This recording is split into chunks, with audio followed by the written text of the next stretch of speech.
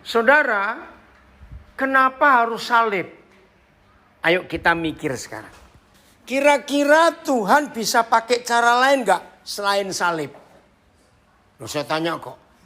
Kira-kira Tuhan bisa pakai cara lain nggak selain salib? Bisa. Nah, ini yang kita mau belajar siang ini. Kenapa harus salib? Ini dahsyat sekali. Saudara cari di Google, di internet. Ternyata hukuman mati dengan disalib itu hukuman mati yang paling sadis sedunia.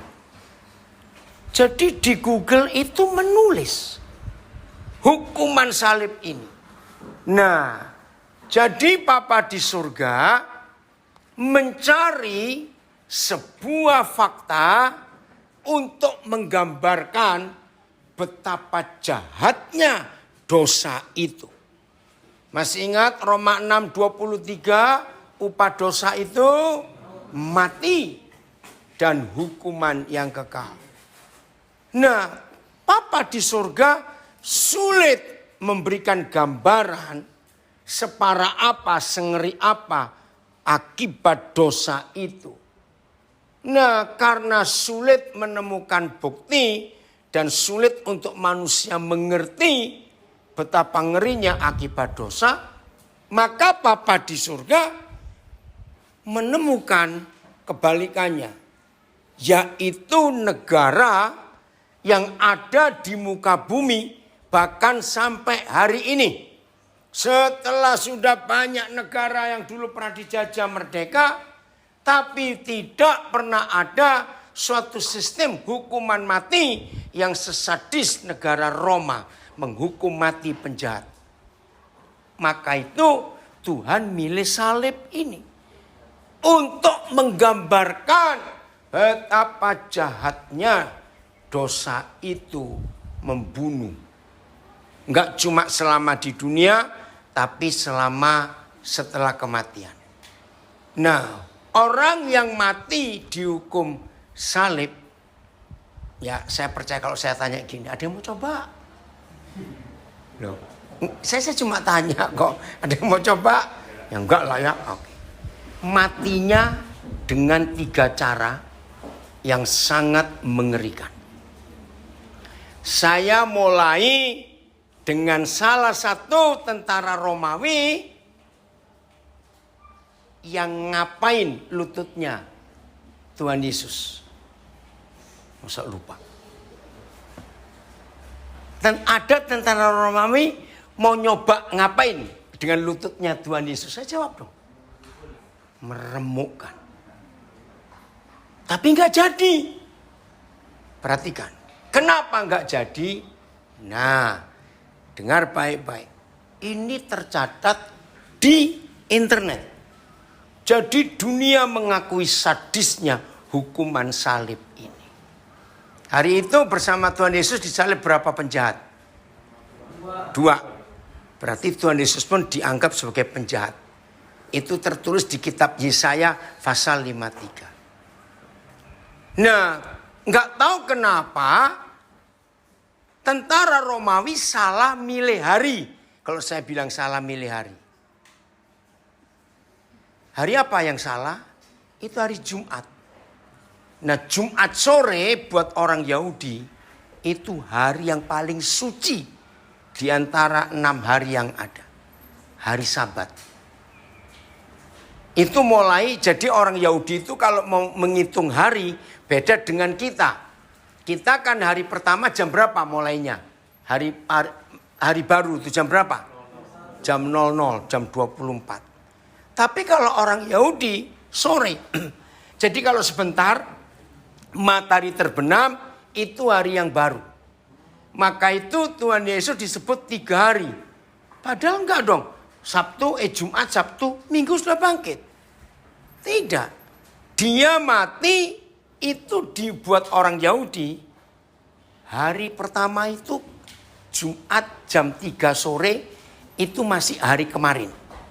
Jadi jam 3 sore dia mati. Masuk hari Jumat itu hari kedua. Betul? Nah, Sabtu sore itu masuk hari ketiga.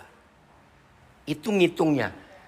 Jadi karena banyak orang masih belum bisa ngitung. Cara orang Yahudi ngitung. Nggak bisa cuma 2 hari. Kan Jumat, Sabtu, terus Minggu. Nah, saya beri contoh. Saudara mulai kerja jam 11 malam. Jam 23. Hari Jumat misalnya. Lalu 1 jam kemudian sudah masuk hari apa? Sabtu. Berarti sudah 2 hari. Nah, besok Sabtu jam 00 atau Minggu jam 00 sudah berapa hari itu? Nah, itu ngitungnya. Jadi nggak salah. Jadi Jumat sebelum matahari terbenam itu masih hari kemarin buat orang Yahudi. Setelah matahari terbenam itu hari besok sudah. Nah, tapi buat kita kan masih hari Jumat. Ngerti ya bedanya? Nah, ternyata orang Romawi salah milih hari. Kenapa salah? Karena kalau sampai yang dihukum salib ini nggak mati-mati setelah masuk Sabat, itu orang Yahudi bisa berontak. Maaf ya saudara. Kenapa orang Islam begitu fanatiknya dengan aturan-aturan ibadah? Karena mereka belajar dari Yahudi. Sangat fanatik orang Yahudi itu. Contoh ya, kalau saudara nginep di hotel lantai 12 dan pas itu hari Sabat, orang Yahudi mencet nomor lift lantai 7, lantai 8 itu berdosa. Gila nggak hukum apa itu peraturan itu? Jadi lift itu harus berhenti otomatis di setiap lantai. Nah, bayangkan kalau sudah tinggal di lantai 12 dari lantai 1 kan capek satu. Ngerti nggak ilustrasi itu? Kalau kita makan bersama orang Yahudi, tidak boleh bawa makanan dari luar. Kalau kita makan bersama orang Yahudi, harus makan di dapur mereka. Loh, kenapa tidak boleh? Karena Musa menulis panci yang dibuat masak daging itu nggak boleh dicampur dipakai panci untuk ngerebus susu atau telur. Itu tidak boleh. Daging sendiri, susu sendiri, sayur sendiri. Nah, maka itu kalau kita makan bersama mereka dan bawa makanan dari luar, mereka nggak bisa buktikan masakmu bener nggak. Nah, pertanyaannya, loh kan saya makan saya sendiri. Bekas piringmu nanti kalau masuk ke dapur kami jadi najis. Orang Yahudi misalnya ada perempuan selesai datang bulan atau masih datang bulan. Itu harus disingkirkan. Tidak boleh ketemu siapa-siapa. Harus kumpul dengan perempuan yang mens. Kalau ada di antara kita, baik laki maupun perempuan, tidak sengaja nyenggol yang datang bulan ini, maka yang nyenggol ini ikut najis. Dan harus ada upacara ritual pentahiran. Nah, kalau ada orang Yahudi yang sedang najis, perempuan tadi nggak sengaja nempel di tiang ini, atau nempel megang pohon, pas dia mau jatuh pegang pohon, maka pohon itu najis. Dan kalau ada orang yang nggak tahu kalau pohon itu najis, lalu ada orang yang nyentuh, itu ikut najis. Wih, itu peraturan Taurat, saudara. Sangat ketat sekali. Bisa bayangkan. Maka itu mereka selalu punya ibadah pentahiran. Karena setiap hari kita nggak tahu. Bekas apa. Maka itu alat-alat masak, alat-alat makan mereka harus dari dapur mereka. Tidak boleh dari luar. Untung Tuhan Yesus datang. Kalau enggak kita ribetnya kayak begitu. Nah, betul tidak? Yesus menebus semuanya itu. Nah, Jumat, kalau yang disalib ini enggak mati-mati, harus segera dimatikan.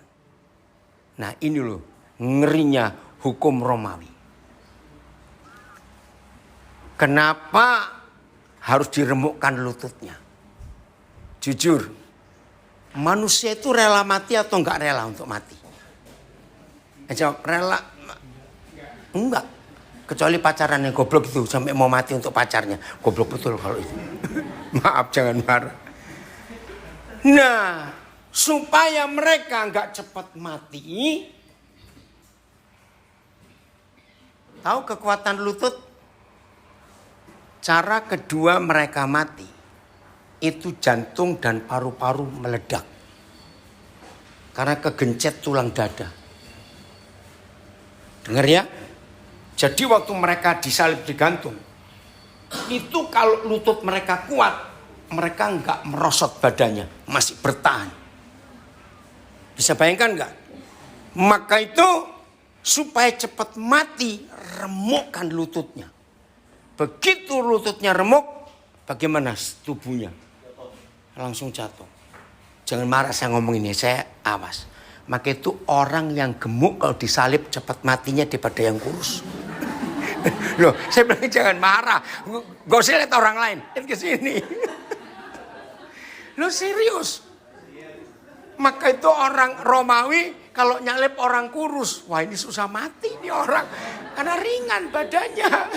Yang gemuk-gemuk itu langsung, maaf ya jangan marah. Bukan saya ngomong ya, itu hukum Romawi. Nah ketika dua penjahat ini diremukkan lututnya. Dan gak lama mereka mati. Ketika salah satu prajurit Romawi ingin meremukkan lutut Tuhan Yesus, dia kaget. Kok sudah mati duluan orang ini? Karena Tuhan Yesus menyerahkan,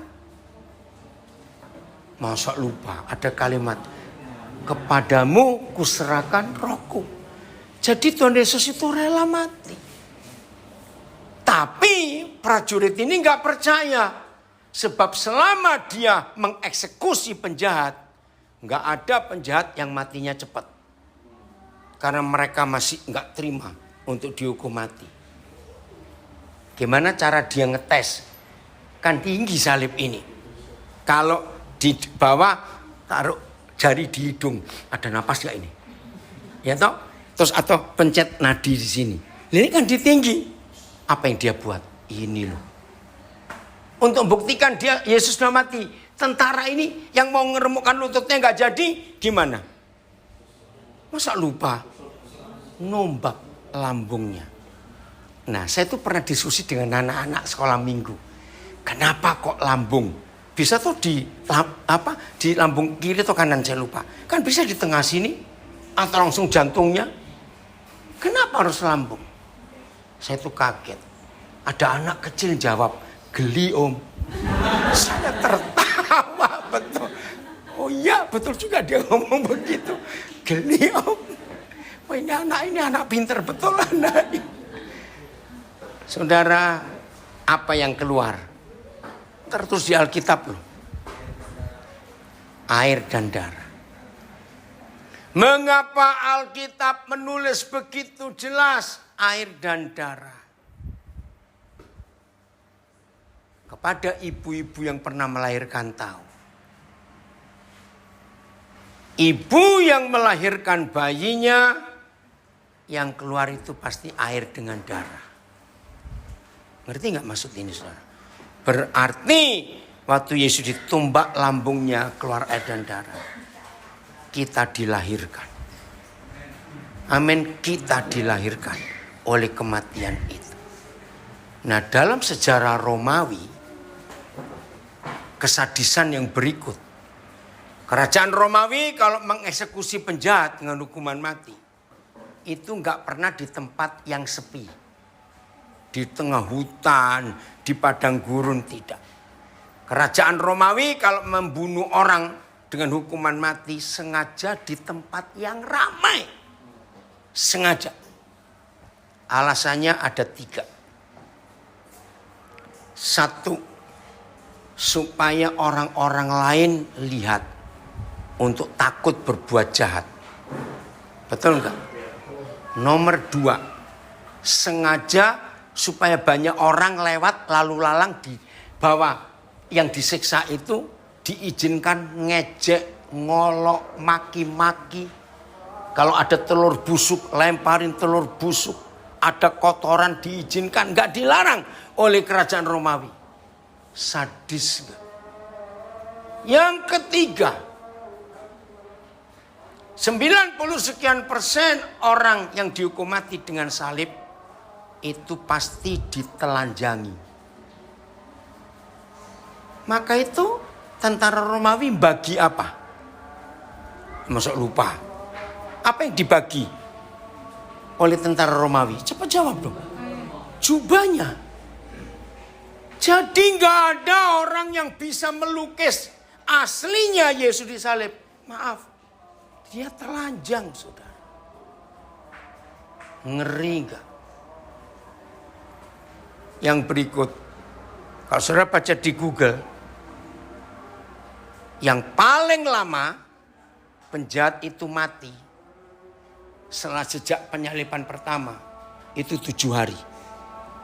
Jadi mayat itu, maaf, yang belum mati tetap tergantung di tengah keramaian.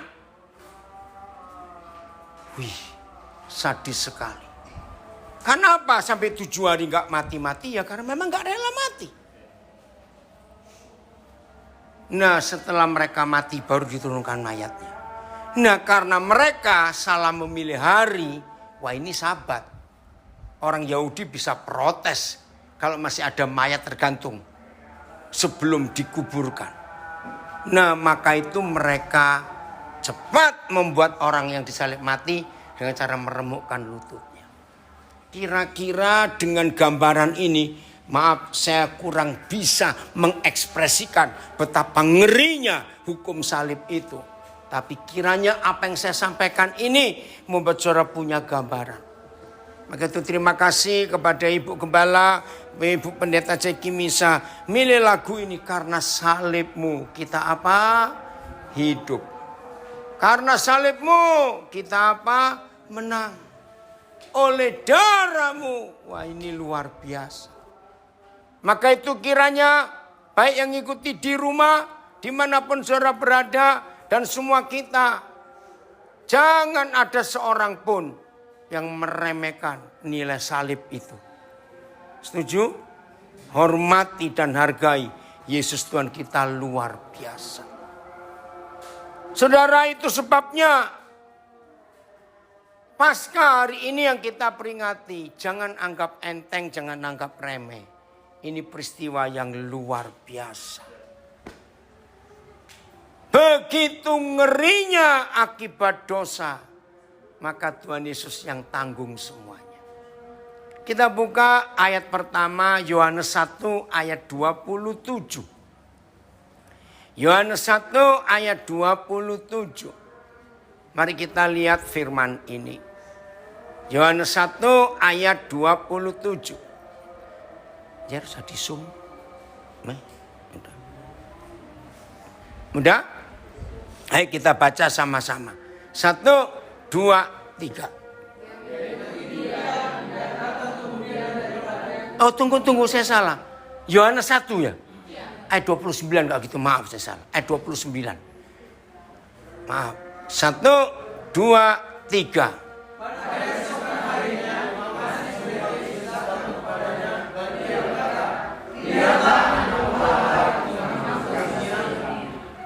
Pada keesokan harinya, ini untuk pertama kali Yohanes Pembaptis melihat langsung Tuhan Yesus. Tapi Yohanes Pembaptis sudah pernah tahu siapa Yesus. Nah, ketika pagi hari itu Tuhan Yesus tampil di tengah keramaian, yang murid-murid Yohanes sedang mendengar Yohanes mengajar, lalu berteriak, "Lihatlah anak domba Tuhan yang memikul dosa dunia." Saudara, saya nggak akan mengerti ayat ini sampai pada suatu hari kira-kira bulan Oktober tahun 83. Waktu saya lama ada di Jerman. Saya ada di sebuah perpustakaan di Universitas Kota Bochum, Jerman Tengah. Tiba-tiba Roh Kudus bisa memilihkan saya satu buku. Cuma sayang saya lupa judulnya. Dan zaman itu belum ada HP 83 sehingga saya nggak punya fotonya. Tapi buku dari perpustakaan itu sejarah Romawi. Maka itu saya bisa cerita tadi. Nah, bagi kerajaan Romawi, kalau ada terdakwa, misalnya saudara punya keluarga dan terdakwa melakukan kriminal, ketangkap dan mau diadili. Nah, ternyata hukum Romawi itu punya istilah, maka keluarga akan tanya teman-teman saudara, kamu punya anak domba enggak? Kamu sudah punya anak domba enggak? Nah, ternyata anak domba itu adalah pengacara. Wah, saya dapat berkat waktu mempelajari itu. Nah, zaman itu hanya orang kaya yang bisa bayar pengacara. Kenapa? Bayaran pengacara zaman Yesus hidup paling murah. Catat paling murah. Itu satu rumah. Tolong ayo jangan main sosial media. Kenapa bayarannya pengacara harus satu rumah paling murah? Karena hukum Romawi, kalau sampai pembela ini gagal membela terdakwa, maka yang menjalani hukuman bukan terdakwa, tapi pembelanya, anak domba ini. Maka itu kalau sampai mereka atau dia kalah, keluarganya aman, sudah ada rumah. Nah, apa buktinya hukum ini? Jadi ada pengganti, substitusi. Ngerti nggak kata substitusi? Harusnya siapa yang tergantung di kayu salib? Kita. Tapi siapa yang ganti? Tuhan Yesus. Nah, ketika pengadilan Tuhan Yesus, secara fakta Pilatus tidak menemukan kesalahan Tuhan Yesus. Betul tidak? Sampai berapa kali Pilatus tanya, aku gak menemukan kesalahan orang ini. Tapi kalian berteriak, salibkan dia, salibkan dia. Nah, Pilatus menggunakan hukum Romawi. Kira-kira siapa bisa menggantikan Yesus? Lalu Pilatus ngecek di penjara. Ada prajurit memberitahu, ada orang namanya Barabas. Nah, buat orang Yahudi zaman itu, Barabas ini penjahat paling sadis. Nah, ketika Pilatus menemukan Barabas dalam hati, pasti orang Yahudi milih Barabas yang mati daripada Yesus karena nggak ketahuan salahnya. Tapi Pilatus syok. Orang Yahudi milih siapa? Milih Yesus yang tetap mati. Barabas bebas. Maka itu Pilatus melakukan sebuah tradisi yang sampai hari ini masih dipakai oleh seluruh dunia. Tradisi apa? Cuci tangan. Apa artinya cuci tangan? Jawab, apa artinya cuci tangan? Supaya aku gak terlibat, kamu yang milih. Jadi yang harusnya Barabas yang menggantikan Yesus. Tapi orang Yahudi milih Barabas bebas, Yesus yang mati. Maka itu dalam sejarah Yahudi. Masih ingat orang Yahudi berteriak apa? Salibkan dia. Biarkan darah dia teruskan. Tertanggung atas kami dan atas anak cucu kami. Nah, dalam sejarah belum pernah ada bangsa yang pernah dibunuh oleh satu rezim sampai jutaan orang. Kecuali bangsa Yahudi. Dibunuh 6 juta lebih di tangan Nazi. Masih ingat? Nah, sejarah mengakui itu gara-gara mulut mereka. Biar darah orang ini tertanggung atas kami dan atas anak cucu kami. Ya secara Alkitab itu enggak benar. Tapi orang Yahudi mengakui. Itu gara-gara nenek moyang kami sejahat itu. Pilatus bingung. Nah saudara, memperingati kematian, penderitaan kematian, kebangkitan Tuhan Yesus tidak akan ada artinya kalau saudara dan saya tidak mau menjadi anak domba. Oh enggak, amin.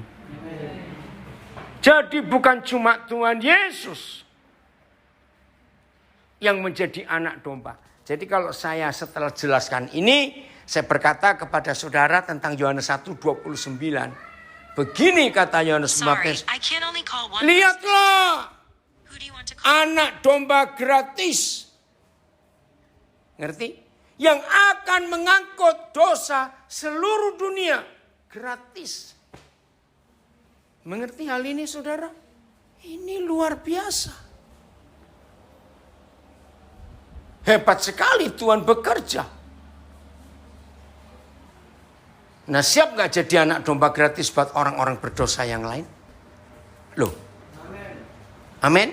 Artinya? Nah yuk. Artinya apa? Kita jadi anak domba gratis. Loh ayo saya tanya kok. Artinya apa? Rela mati. Jadi pembela. Jadi pengganti. Oh enggak amin kalau begini jadinya. Siap untuk itu? Amin. Aminnya kok kredit. Amin, amin, amin. Enggak sekaligus gitu. Kita buka Yohanes 20 ayat 23. Yohanes 20 ayat 23. Ini loh fakta. Domba gratis itu, pengacara gratis. Udah? Kalimat pertama dulu, jangan kalimat keduanya. Itu nanti. 1, 2, 3. Dosanya diampuni. Stop sampai di situ. Saudara, ini luar biasa. Saya baru tahu perbedaan memaafkan dan mengampuni itu dari seorang muslim yang saya pernah saksi tentang pengampunan. Ternyata orang muslim itu nggak percaya kalau manusia bisa mengampuni dosa manusia lain. Sebab buat muslim yang bisa mengampuni dosa itu hanya Tuhan. Kalau manusia itu memaafkan. Oh, saya baru tahu. Ternyata ada beda memaafkan dan mengampuni. Nah, padahal di seluruh pengajaran Tuhan Yesus, kita mengampuni orang atau memaafkan orang? Mengampuni. Dan orang muslim ini kaget. Wah, di kitab suci kami tidak ada hukum itu. Yang mengampuni hanya Tuhan. Kita memaafkan. Tapi firman Tuhan berkata, kalau kamu ingin diampuni, ampuni saudaramu dulu. Nah, ini bedanya. Akhirnya saya ketemu ayat ini. Yohanes 20 23. Jikalau siapa? Leo, jikalau siapa? Nah, saya. Betul. Jikalau saya ngapain? Mengampuni dosa orang, maka dosanya diampuni. Nah, lanjut. Tapi jika saya menyatakan dosa orang tetap ada, maka dosanya tetap ada. Ayo jujur. 90 sekian persen orang Kristen menggunakan kalimat yang kedua. Menyatakan dosa orang tetap ada. Ya atau tidak? Caranya gimana? Ada 3 hal. Saudara menyatakan dosa orang tetap ada. 1, waktu saudara pasang stempel. Tahu arti kata pasang stempel? Loh, saya tanya, tahu? Apa itu? Dengan ngomong dasar bajingan. Kata dasar Ngerti? Itu artinya apa? Loh, kalau kita ngomong pada seseorang, dasar kamu, artinya apa? Loh, cepat. Menetapkan, memberi stempel. Apa? Ngecam. Bukan ngecam. Memberi stempel. Apa ya? Menghakimi. Ya bukan ya, mengakui. Memang kamu tuh jahat. Nah, ini loh hal pertama. Hal kedua, kapan kita menyatakan dosa orang tetap ada? Kalau kesalahan orang itu 10 tahun yang lalu, kita nggak ketemu 10 tahun dan ketemu lagi hari ini, langsung ingat ini menyatakan dosa orang tetap ada. Hal ketiga, kapan kita menyatakan dosa orang tetap ada? Ya kalau kita nggak mau ngampuni. Berarti menurut ayat ini, kalau di dunia banyak orang berdosa, itu gara-gara siapa? Jangan salahkan setan lagi, awas.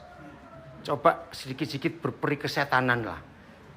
Setan itu nggak usah sering disalahkan. Dari dulu sudah salah. Ngerti? Yang salah itu selalu kita. Jadi kalau ada orang berdosa, itu gara-gara siapa? Kita yang punya otoritas untuk mengampuni, tidak kita lakukan.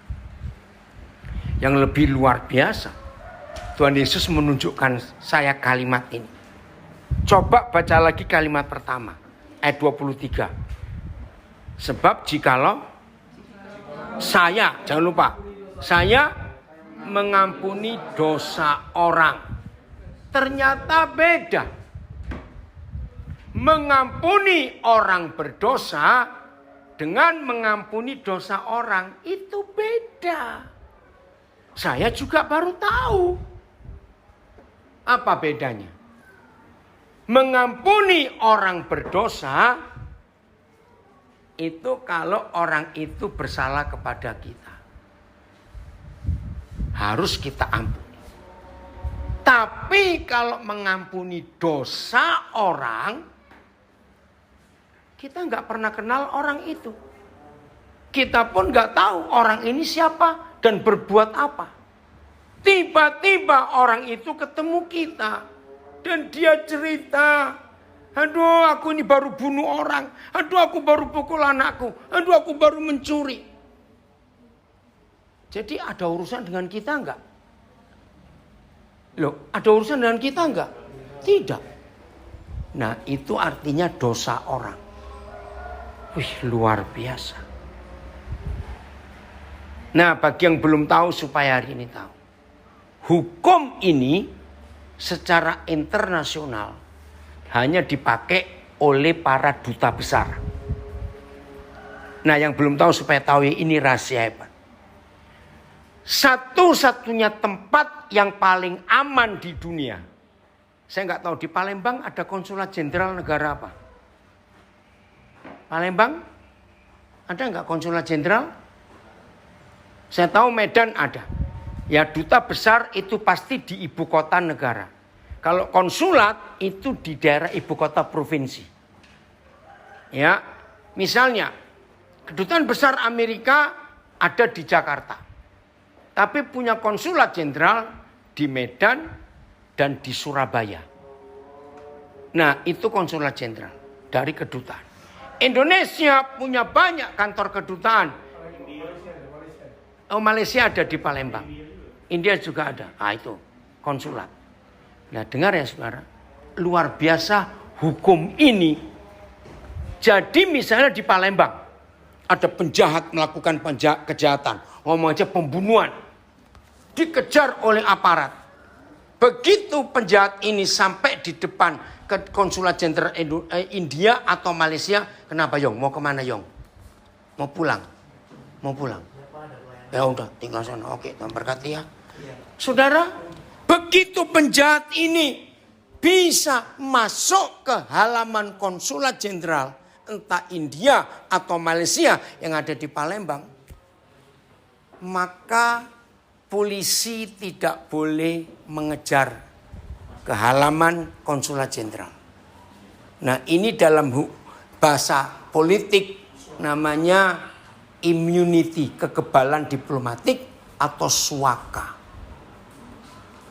Jadi kedutaan besar dan konsulat jenderal seluruh dunia itu tempat yang paling aman. Penjahat yang jelas-jelas melakukan kejahatan pun akan dilindungi di situ. Nggak boleh ditangkap karena ini masuk wilayah negara lain. Nah, padahal penjahat ini ada urusan nggak dengan konsulat jenderal Malaysia atau India? Ada urusan? Nggak ada. Tapi aman di situ. Nah, tolong. Ini penting, saudara. Dalam kitab Bilangan, kenapa Yahweh Tuhan pesan kepada Musa, Musa pilihkan 6 kota sebagai kota perlindungan. Sehingga kalau ada pelaku kejahatan bisa lari ke kota itu, maka orang itu selamat untuk sementara. Tidak boleh ditangkap apalagi disiksa. Dia bebas. Luar biasa, saudara. Nah, inilah tugas gereja. Satu kali di rumah saya ada teman saya baik dari Madiun. Dari sebuah kota kecil namanya Saradan. Dia sudah meninggal, namanya Pak Sadra. Nah, saya nggak tahu bagaimana tiba-tiba ada pencuri masuk di rumah itu. Nah, pas saya bangun, kaget pencurinya. Saya juga kaget. Saya nggak teriak, maling, maling. Enggak. Saya kan duta besar. Jadi harus apa? Melindungi pencuri ini. Saya ajak duduk, saya sapa, selamat malam. Siapa namamu? Ini Pak Sadra kaget. Loh, kenapa begitu? Saya bilang, nanti saya jelaskan. Sudah makan belum? Saya tanya pencuri itu. Sudah makan belum? Ya, kira-kira kalau saudara pencurinya disambut begitu bertobat enggak? Ya sudah. Nah, karena saya duta besar bukan camat.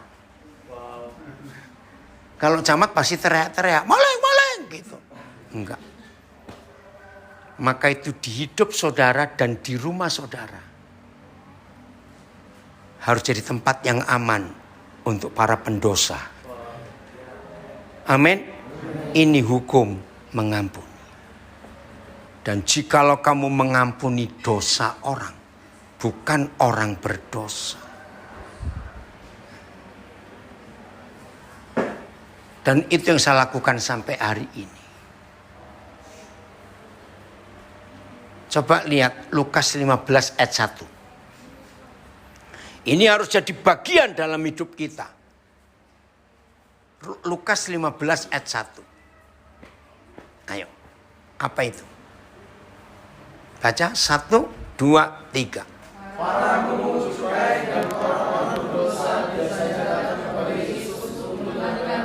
Nah, saya tanya. Di zaman Yesus hidup, dua kelompok manusia ini, para pemungut cukai dan orang-orang berdosa, bisa ikut masuk bait suci tidak? Sama sekali. Dari jauh pun sudah diusir. Tapi aneh enggak? Mereka biasanya datang kepada Yesus untuk mendengarkan. Apa kata lain biasanya? Sering. Nah, ayat ini yang saya pakai untuk hidup. Salah satu kriteria saudara dan saya ini murid Yesus yang benar. Salah satu. Selalu ngecek dalam 1 minggu ada berapa orang berdosa yang datang cari Yesus lewat saudara dan lewat saya.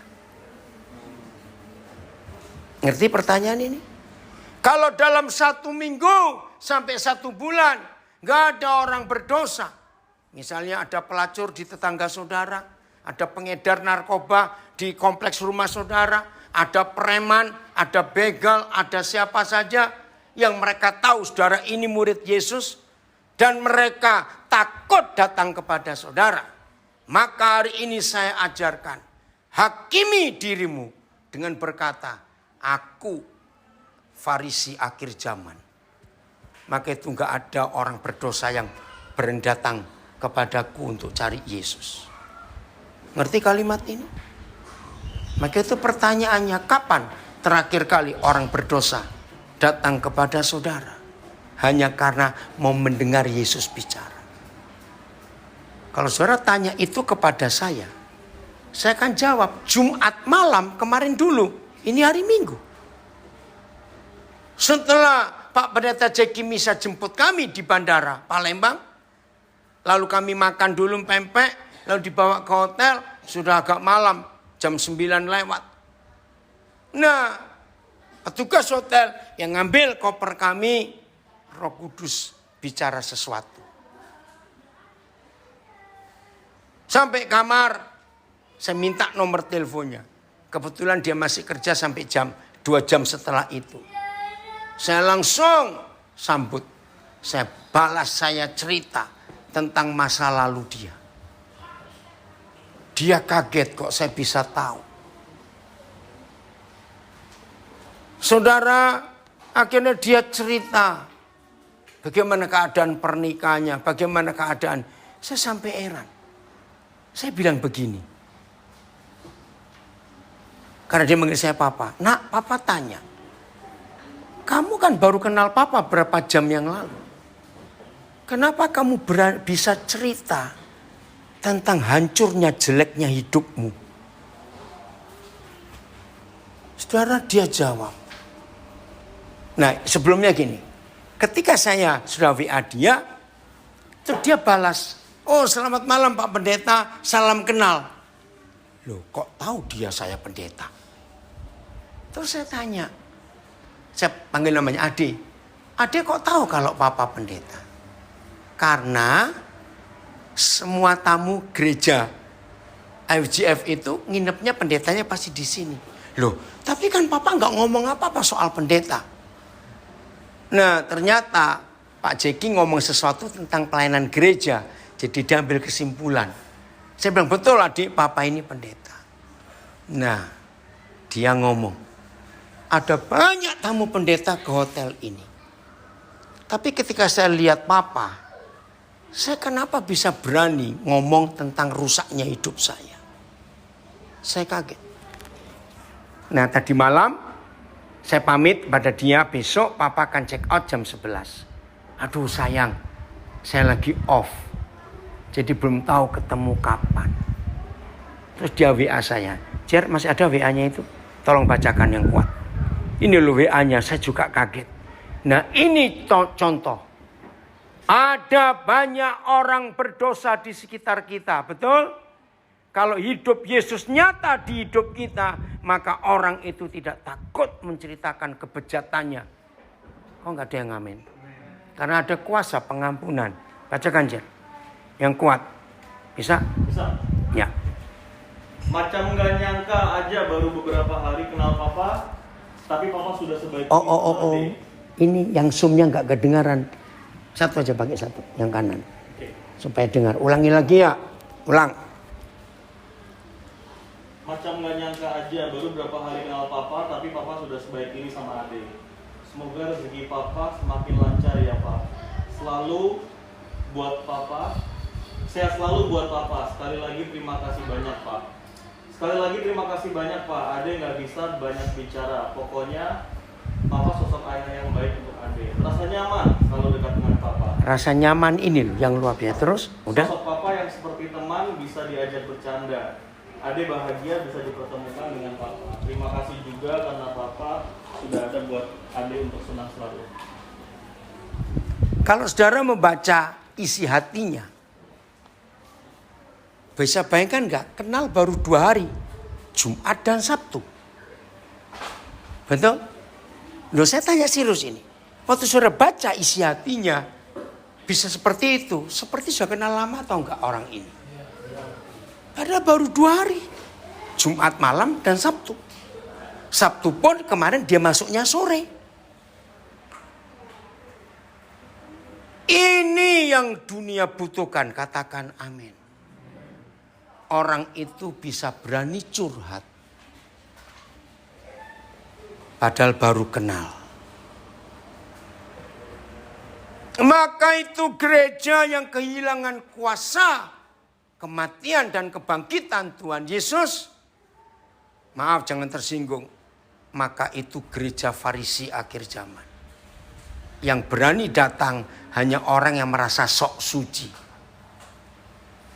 Orang berdosa akan takut bertemu. Renungkan ini.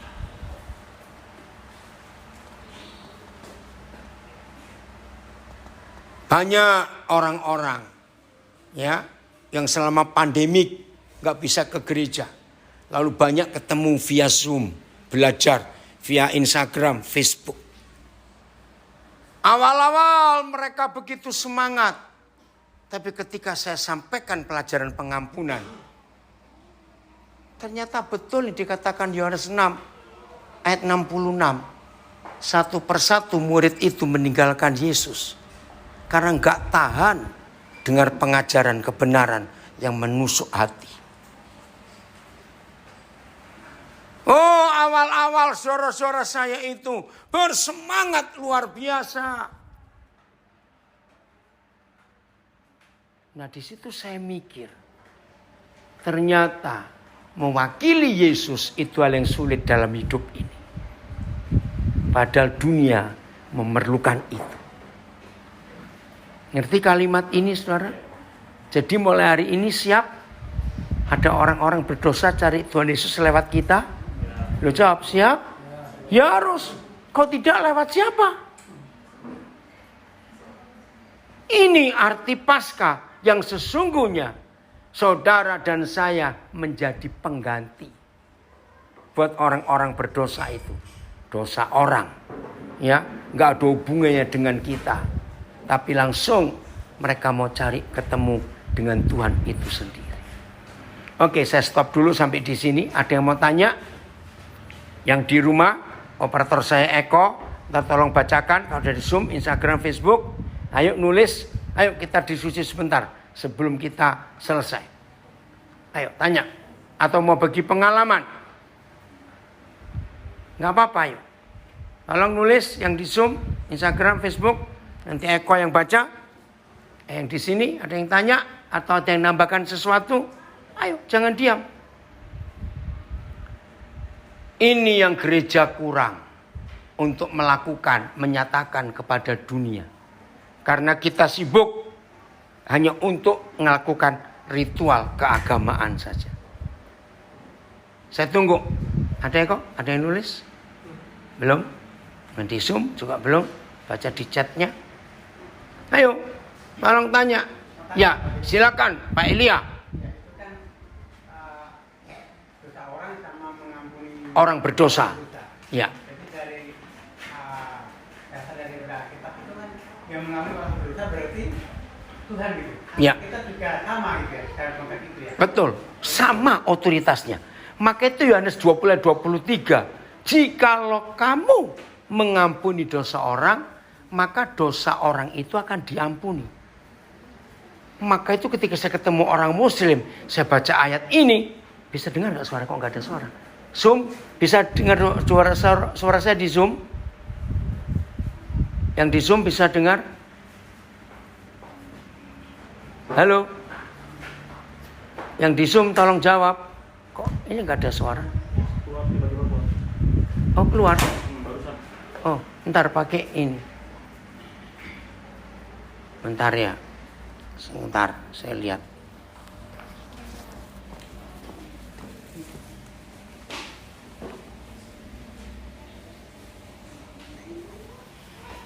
Bentar. Masih ada itu, Jer? Hah? Ini masih ada, masih jalan. Enggak, zoomnya keluar tiba-tiba. Oh iya, makanya. Oh, pesatnya.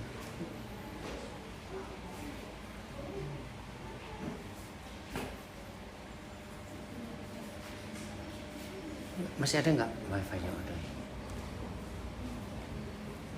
Oke. Ya, yang di Zoom tes. Oh ya ini bisa dengar. Oke, ya tadi hilang. Oke, pelan-pelan Jer, jangan ketarik supaya. Oke, saya ulangi lagi.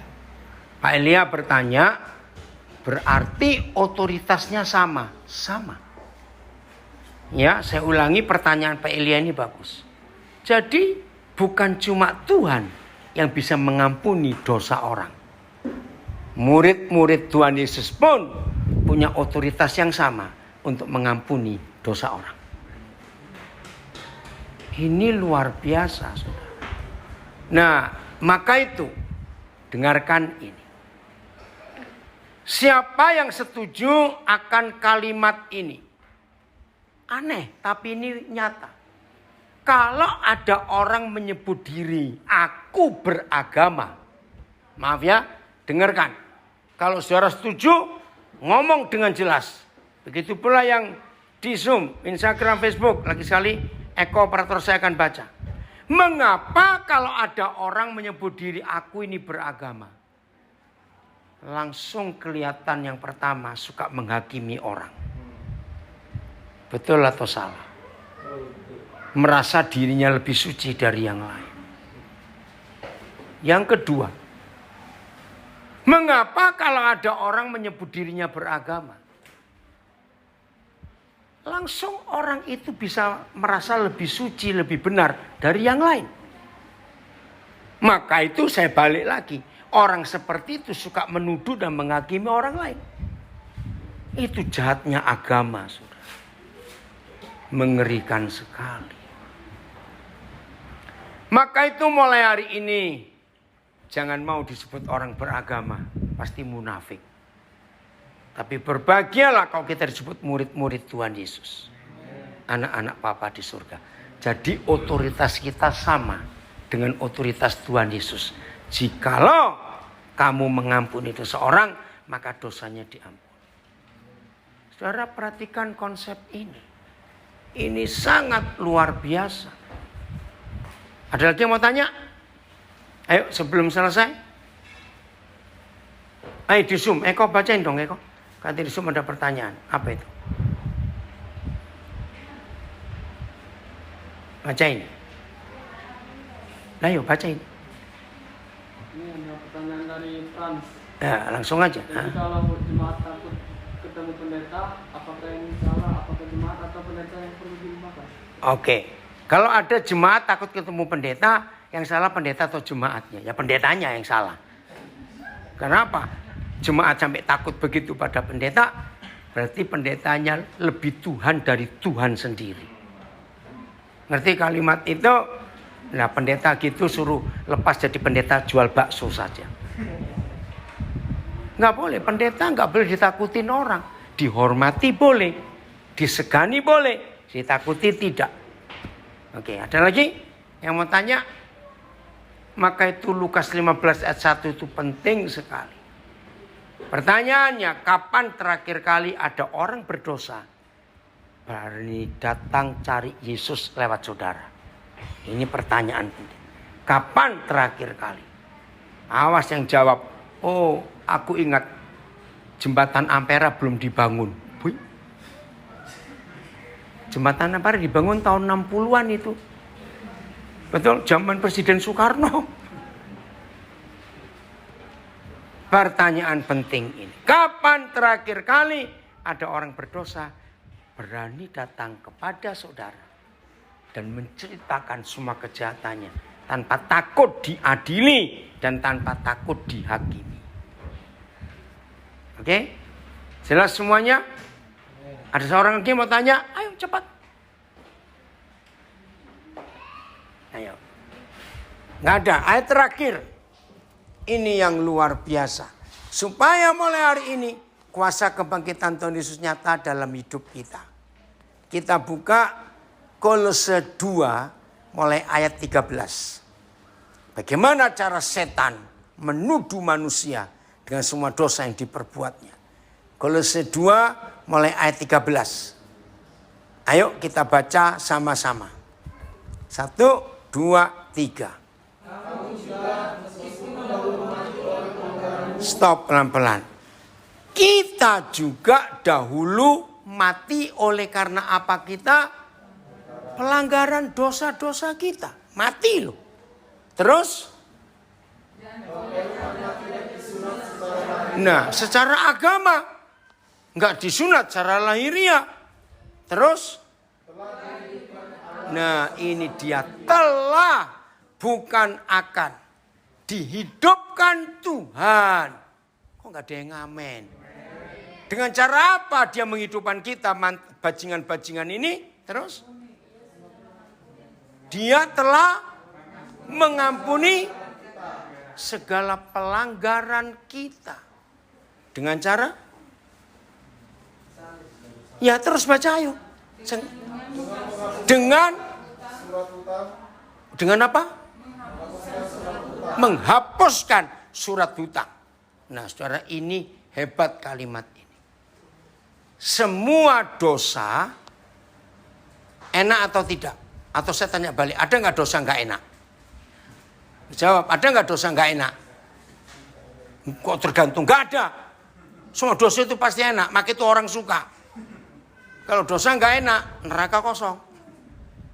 Semua dosa itu enak. Nah ingat ya saudara, setiap kali kita melakukan dosa, buat setan itu hutang. Ada yang pernah terlibat dengan pinjaman online? Awas kamu ya. Saya paling marah kalau ada orang goblok-goblok itu. Diiming-iming pakai pinjaman online. Ada yang pernah melakukan? Bertobat. Dan tolong jangan sekali-kali bagi yang belum pernah terlibat. Saya itu marah pada mereka. Bajingan betul. Saya doakan mereka mati aja kamu itu. Nyiksa orang, betul enggak? Bunganya tinggi sekali. Dan lebih kurang ajar. Semua, apa itu istilahnya? Semua kontaknya orang itu. Ya saya sering dapat tagihan. Lu saya tuh enggak kenal orang ini siapa? Ngerti enggak maksudnya? Maka itu goblokmu, awas ya. Saya marah pada para orang-orang bajingan itu. Yang memberikan pinjaman online. Kalau ada orangnya bertobat, kalau enggak matilah kamu. Itu menyiksa. Dan tidak sedikit orang bunuh diri gara-gara pinjaman online. Betul tidak? Sadis sekali. Nah itu ayat 14 ya. Ayat berapa itu? Dengan cara menghapuskan surat hutang. Jadi semua dosa yang kita lakukan itu enggak gratis. Ingat, enggak gratis. Satu kali ada ilustrasi bagus, saya enggak tahu siapa yang buat. Ada anak muda, senangnya hura-hura. Gitu. Terus suatu hari, dia entah mimpi, entah tidak, dia lupa. Tapi dibawa ke neraka. Wah, di situ ada pesta pora. Orang-orang mabuk macam-macam. Wah, menarik juga kalau gitu neraka. Satu hari dia mati beneran. Nah, nggak tahu bagaimana ceritanya. Terus begitu dia mati, ternyata dia ke neraka. Wah, dia kaget, panas dihukum. Lalu dia tanya kepada penjaga neraka, loh, aku dulu pernah lihat neraka nggak begini, kok rame begitu? Penjaga neraka jawab, itu etalasenya. Ngerti kalimat itu? Ya, nah, maka itu hati-hati. Nah, surat hutang dosa kita diapakan oleh Tuhan Yesus? Dihapuskan. Nah, ini loh. Tahu kata dihapus? Bukan bebas, dibayar. Cuma siapa yang bayar? Tuhan Yesus, bukan kita. Oke, lanjut. Dengan cara? Oh ya, yang oleh ketentuan hukum yang mendakwa dan mengancam kita. Catat kalimat ini. Semua dosa yang iblis buat selalu bentuknya ancaman dan dakwaan. Tuduhan-tuduhan. Orang dibuat gak bisa tidur. Akhirnya stres. Dan orang itu bunuh diri. Catat. Yang di Zoom masih dengar? Cek, tolong lihat Zoom. Masih ya? Nah, jadi jangan biarkan surat hutang itu mengancam kita, mendakwa kita. Yesus yang ganti semuanya. Amin. Kita bebas. Maka itu kita harus bebaskan orang lain juga. Bukan kita yang bayar. Tuhan Yesus yang bayar. Sudah ada kalimat apa lagi? Cepat. Ayat berapa sekarang? Dan itu ditiadakannya dengan, memakukannya surat hutang kita di mana? Kayu salib. Selesai di situ? Tidak. Lanjut. Nah, ia telah melucuti pemerintah-pemerintah kerajaan setan. Pemerintah-pemerintah neraka. Musuh sudah dikalahkan. Dengan?